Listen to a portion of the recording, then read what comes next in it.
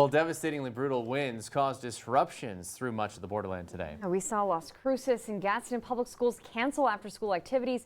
Power outages in Las Cruces and the far eastern parts of El Paso County, even fallen power poles and lines. And we had complete team coverage of this first alert weather event during ABC 7 at noon, 4, 5, and 6. And we continue our coverage tonight with ABC 7's Rachel Phillips. She's joining us live from Socorro Road looking at the damage. Now, Rachel, have things gotten any better since you were there earlier today?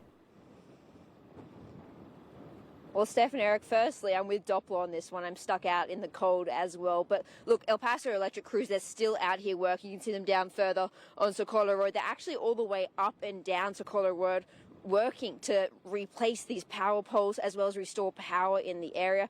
They're going on more than 10 hours of work out here and doing it all through these strong and severe winds. Wind speeds of up to 57 miles per hour, ripping through the borderland. Some so strong they caused 23 down power poles and left another 6 leaning. Whoa, what happened? A tornado? Just look, an electric pole snapped in half, another one practically in half, while this one completely uprooted from the ground. RAUL CALDERON is a builder at a home right across the road from these fallen poles.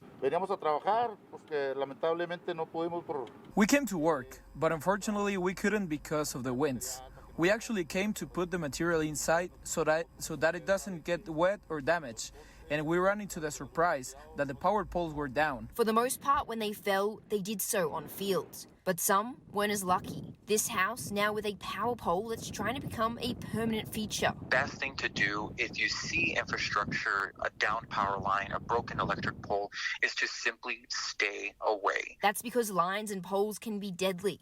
Always assume they are live and stay at least 10 feet away, although 35 is even better. Now, if your car does come into contact with an electricity pole or a utility line, you're encouraged to stay in the car, call 911 immediately, and then stay as far away from the electricity line as possible. That is, unless you start to see smoke or fire. And if you do, well, you have to start getting out of the car. So you're going to open your door, get as close to the edge as possible because you can't touch both the ground and the car at the same time. You're then going to jump out with 2 feet and then start to shuffle away.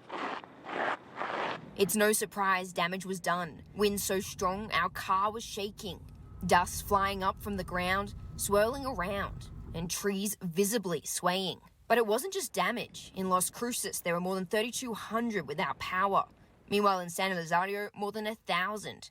Including San Eli High School that lost power for a time too. Others getting a little lucky.